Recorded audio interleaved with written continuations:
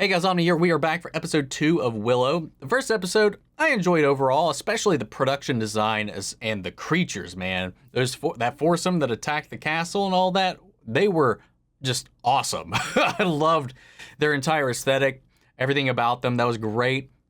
The thing I'm not 1000% sold on right now is the main primary group. You know, we held off on Willow until the very end of the episode.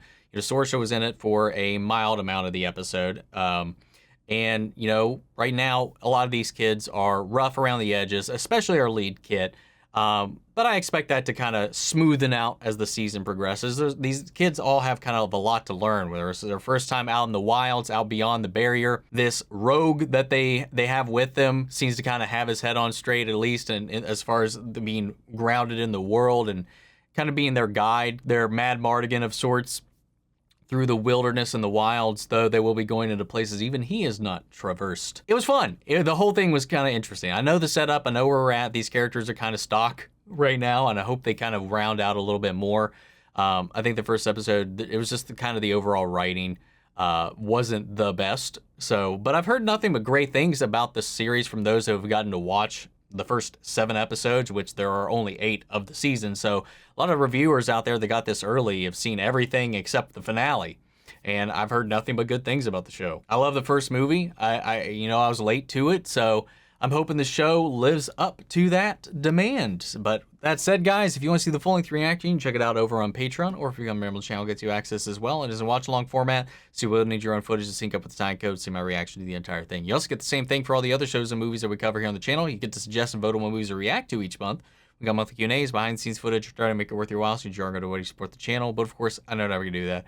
And a simple way you can help us out is just by liking, commenting, subscribing, sharing these videos, because it really does go a long way with helping us grow here on YouTube. With that all said, out of the way, guys, let's hop into episode 2, The High Aldwin. Here we go. Oh, is this yeah, a flashback? Hasn't she done enough already? Hasn't she earned a life without the burden of that responsibility? There are other ways to defend ourselves. Is that why our cooking's so good? That magic? I know. That's why I sent Mad Mardigan in search. I found a clue in the ancient scrolls. The whereabouts of the Chimerian Cuirass. Okay, so that's where 9 moons ago with the squire. We've he heard went. nothing since. I'm afraid I've sent him to his death. Death wouldn't keep Mads from coming back. So still Kit and them don't know the truth, though. It seems, at least. You are the bravest man I've ever known. And you have the truest heart I ever will. But you're not a great sorcerer. And you never will be. Wow. Rude.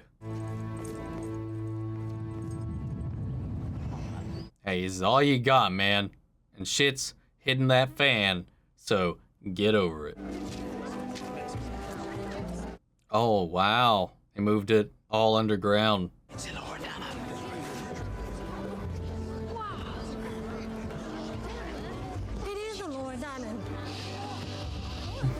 I was the one who found you, and you were the most beautiful giant baby. You still are. You're beautiful. No. Oh, you want to sit down? I'll sit down. Right, give us some space. Calm down. I'm still shocked at how fast they did the Allura reveal. You just look a bit, deranged. Arik is out there somewhere across the Shattered Sea. You know, it's been bothering me for a while now. Like, the actress that plays Kit, like, she looks so familiar to me, and I just couldn't place it. I figured it out. It's not exact, but, like, she looks like if you smashed Mary Elizabeth Winstead and Jennifer Henwick into one human being. Aldwin will now address the village.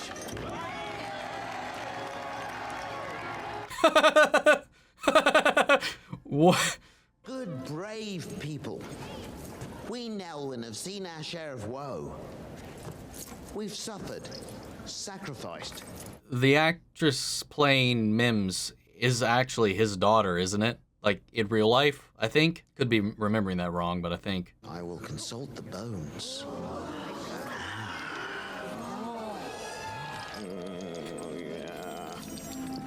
It literally sounded like he was going, oh yeah.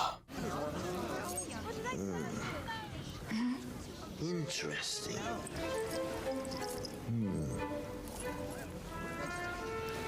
He's just putting on a show. The child of the prophecy returns to fulfill her destiny by uniting the world against the enemy in the Grey War to come.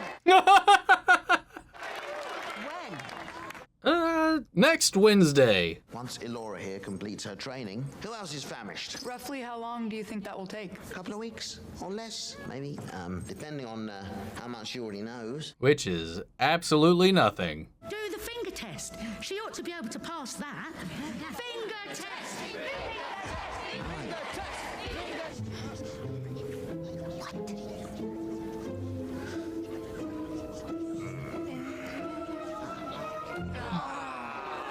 I got it wrong the first time, remember? And look at me now.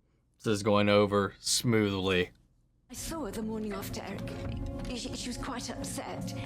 If she's passed beyond the barrier, we may already be too late. Oh, so she did know. That wound on your shoulder was... It's just a scratch. Yeah, about that. Doubt it. She has strayed from her sanctuary.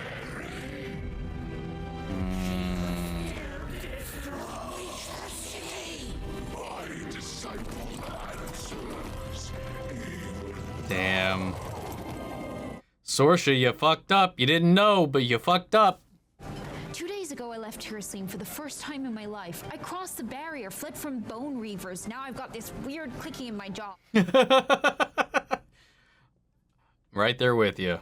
She was the most serene baby, and she seemed to understand everything. What happened to that Elora? When she grew up. When he's ready, you'll give her this. Is it the wand? How do we know she didn't mark a bunch of babies? Maybe you're Laura Dannon. Maybe I'm a Laura Dannon. I'm Spartacus. Leave it as much as I don't really care. Okay, so I guess you... I like him. And I like her. Everyone you've ever cared about will be made to serve the power behind the throne, and their only hope of escaping that nightmare is now wandering around in the woods. Where are you going? To look for her. But just do what you want. You always do. Ooh. You know. Aw. We've never been apart. I miss you already. Ah, he's so young. Can't we keep it, Dada? Willow Ufgood, the safety of this child depends upon you. But, I was about to say, just running around the woods yelling Elora Dannon, not knowing who or what could just be kind of like looming around. It's a little dumb on their part. Come with us. We need you to find Arik. I need you. If I take you to the immemorial city, you have to listen. I will. I'll do whatever you say. You're gonna have to study. It'll be hard work. Oh, I'm a hard worker. Everybody says that about me. I can't defeat the crone without you. You can't save Arik without me. Guess that makes us partners. No, it makes me your teacher and you my student. That works too. This is time. You've got enough layers on. You know you could kill it, right? I'll be fine. I'll be back before you know it. You always will be my hero. If I'd known going on a perilous quest was all it would take for you to say that, I'd have done it a long time ago. We need rest. So do the horses. No rest till we find the girl. What's gotten into you, Commander? Such a wonderful feeling. What is? Purpose. Oh, Lord. Oh my God, what the fuck was that? You know, I want you to know I'm with you. I'm not with them. And I was coming to find you. But just so happens we're all going on the same road. Someone told me the legend of the Chimerian cuirass. And so you wasted it searching for a magical breastplate that somebody told you in a bedtime story? That's like the saddest thing I've ever heard. I know your father. He didn't think it was sad. What, you're telling me you know what happened to him? Oh, yeah. He found it. Interesting. I really want to know what happened to Bavmorda. You should probably know that the rocking back and forward of the wagon is making me a touch queasy. Well, I don't think we can do anything about that. No. It's kind of the nature of the beast here. Magic is the bloodstream of the universe. Have you ever dreamt of something and then it happened? Communed with animals? You commune with animals? Do you? No. He's just throwing shit out there, it seems like. There's something very special inside you that's been stifled for far too long. Our job is to set it free. Oh! There is an energy that flows through all living things. The bloodstream of the universe. The Force. Tuatha, Ulthrockmora, Hoatha.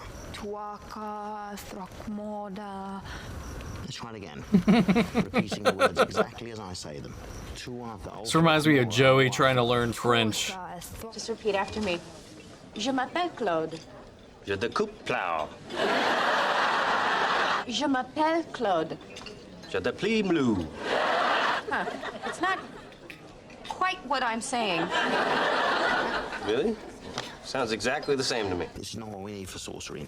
Tuatha, Ulthrockmora, Hoatha. Tuatha, Throckmora, Hoatha. What are you doing with your face? I'm just doing what you're doing. Don't do it like that. Repeat the words as I say. Oh my lord. Tuatha. Tuatha. Tuatha. Tuatha. Tuatha. No, slower. Tuatha. Tuatha, Throckmorda, Hoatha. You're doing something weird. Beat Ulthrockmora, Hoatha. Tuatha, Throckmorda, Hoatha. No, Hoatha, like you're hoeing the garden. Hoatha. Hoatha. Hoatha. Oh my god. Throckmorda. Huatha. Kind of sounds like she's getting further away from it. Doing really well, honestly. You don't seem so I like that guy. Have I said that? I think I have. Well, I have little ones, Mims and Rannan. And they're even smaller than me. I think you'd like them. I know they'd love you. Wait! Come back! I didn't mean anything. What's happening? Oh, nuts. What did you say to her? Nothing. It was... What did you think? Was he... You think I'm ever coming back here after the disrespect? From now on, I protect my people. I don't care what happens to you or her. Treating it like a custody battle, and he's getting the short end of the stick, man. But he was very, I don't know, brash about how to approach that. Kind of came at that with like a candy in the van approach, to be honest. They took the Saracen Pass. Wagon tracks. Less than a day old, headed west. Oh. Shit. I was actually pretty worried. Something bad was gonna happen there. My name's not Allura. It's not even Dove. That's just what Arik calls me. It's... Brunhilde. Yeah. Rough. And unsurprisingly, I got teased a lot. And when I wasn't getting teased, I worked in the kitchens. And I learned how to cook. Well, this is like cooking. It's magic's a recipe. If you ever want to see Arik again, let alone save him, you have to focus. It's not great at the whole teacher-student shtick. I didn't say anything. You don't have to say anything. I know exactly what you're thinking. Really? What, that, Something asshole-ish. She ordered me to follow Willow Kit, so that's what I'm gonna do. Even if he's wrong. You don't know that. So far, I haven't seen any magic. God, shut the fuck up. Truth is, I'm not special. You think that's funny? Well, yeah, sort of. There's something kind of funny about the fact that you seem to be the one person who can't see how extraordinary you are.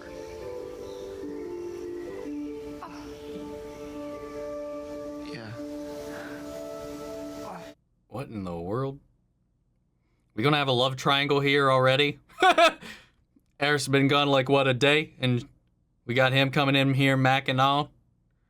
After the falling apart of his own little proposal. I don't know. Whatever. It's Tony Revolori. I'll go for it. I mean, you just gotta believe, man. That's what he's been saying.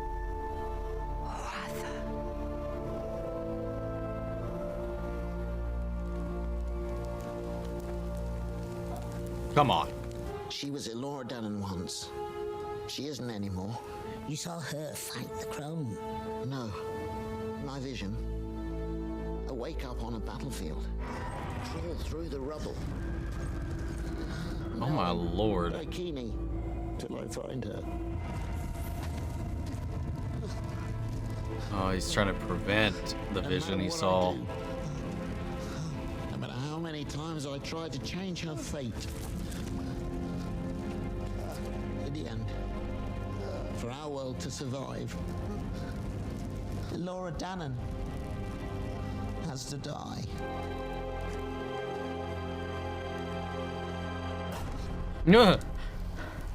Sorry. Force of habit. I want you to tell me what happened to my father. And everything there is to know about the Chimerian cuirass. Pick up your hand.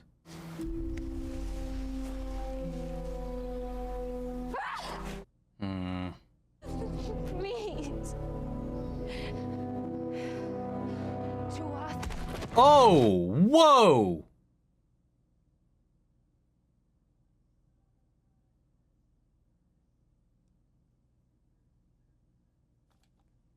There it is.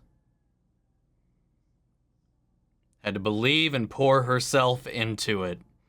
Feel the words. Damn it, man.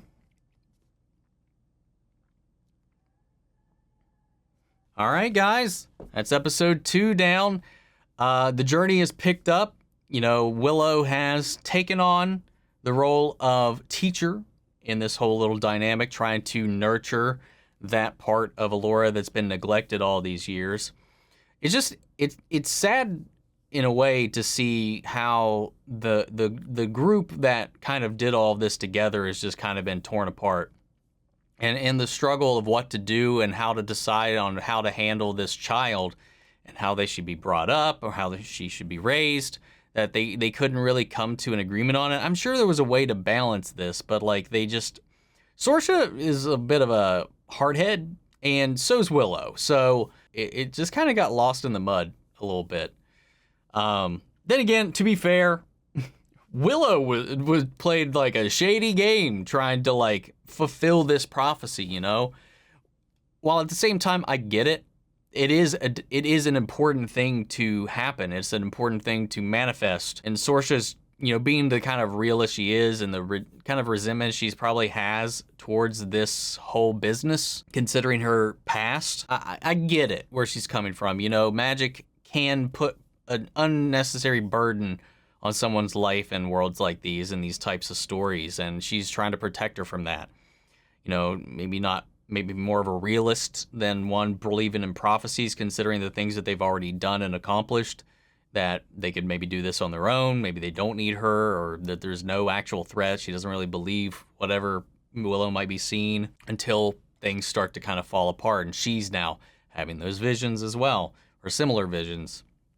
So it's a little too late. And now we've got these raiders on the hunt. We got this King's Guard, Captain's Guard, whatever guy who's infected and has become a pawn of this group that is working with the crone. That whole aspect is really interesting. Plus, Ralph Ineson is just a great actor, man.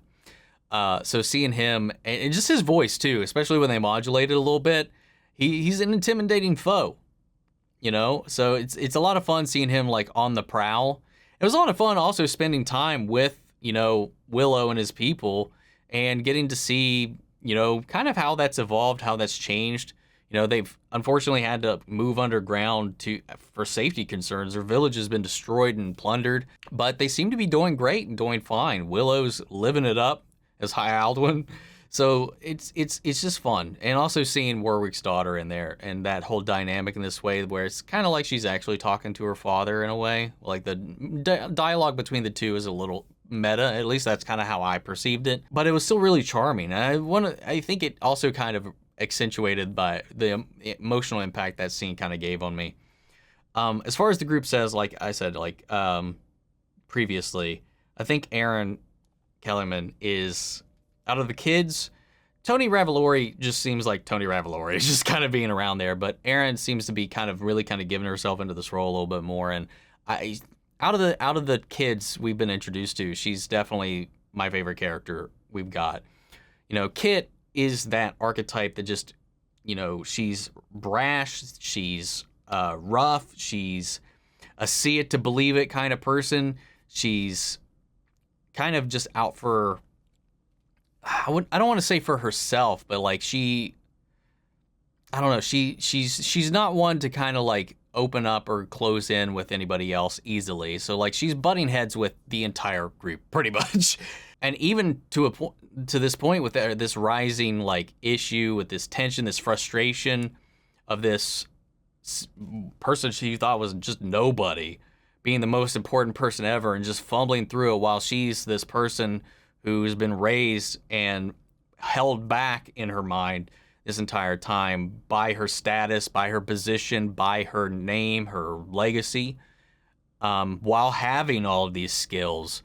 She's definitely like, what the hell? I'm over here. I could do all this stuff at the same time, but she's getting all the attention. Like, and I get that. There's got to be a way. There's going to be a way where that balances out in the end. She's really very interested in what happened to her father, just like I am. I would love to know what happened to him in the end. Boorman may or may not actually have information on that. I don't know how much I actually trust him and his word, but he's also, I think, my favorite character in this right now. So seeing him try to force himself into all these interactions is a lot of fun. I still do think the writing itself is a little muddled. Now, on top of that, I mean, we only have 8 episodes in this season. This is the second one, so we're already a fourth of the way through this. And I feel like a lot of our characters already are feeling primarily stationary, at least for the most part. I mean, like, we were introduced to Kit first, so, like, she is seemingly the main character. Or at least that's the framing that we still have. A lot of this is, like, her perspective. How does she fit into this group now that Laura has been found and realized, and how is this whole thing going to meld together for them to overcome this great evil? Because it's not going to just be Allura. I don't think so.